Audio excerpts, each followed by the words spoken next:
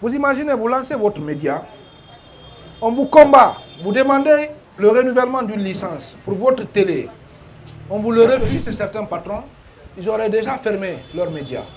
Ou bien ils auraient déjà fermé la bouche. Tout le combat qui est mené aujourd'hui contre la presse, je vais vous dire, ce n'est pas contre la presse, c'est contre le film. C'est ça la vérité. Dans la personnalité, peut-être que certains diront que c'est parce qu'ils travaillent avec lui. Mais pour moi, la personnalité de l'année, pour moi, c'est Aboubacar Diallo. Vous savez pourquoi? Vous imaginez, vous lancez votre média, on vous combat, vous demandez le renouvellement d'une licence pour votre télé. On vous le refuse parce que tout simplement, vous avez décidé de faire les choses différemment.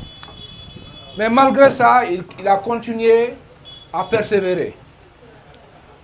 Ça, personnellement, il m'a marqué. Parce que si c'est certains patrons, ils auraient déjà fermé leurs médias. Ou bien ils auraient déjà fermé la bouche. À défaut de fermer le média, ils auraient fermé, n'est-ce pas, la bouche. Mais lui, il a continué à être résilient, il a continué à tenir tête. Et je vais vous dire une chose. Tout le combat qui est mené aujourd'hui contre la presse, je vais vous dire, ce n'est pas contre la presse, c'est contre FIM. C'est ça la vérité. FIM aujourd'hui est le symbole de la lutte contre la dictature en Guinée. C'est ça la vérité. Qu'on vous le dise ou pas, mais c'est ça la vérité. Et malgré ça, l'homme a continué à être résilient. Et puis voilà. Donc, moi, il m'a marqué.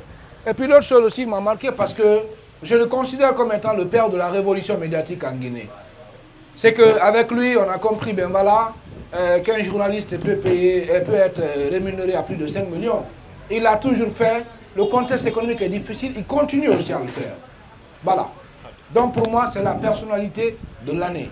Et après, il y a eu des propositions, beaucoup de choses. Il est mieux placé d'en parler. Mais il a dit non, je reste pour le moment dans la presse. Parce que si je quitte la presse aujourd'hui, ça va être considéré comme une espèce d'abandon du peuple de Guinée. Et ça, je ne le ferai pas.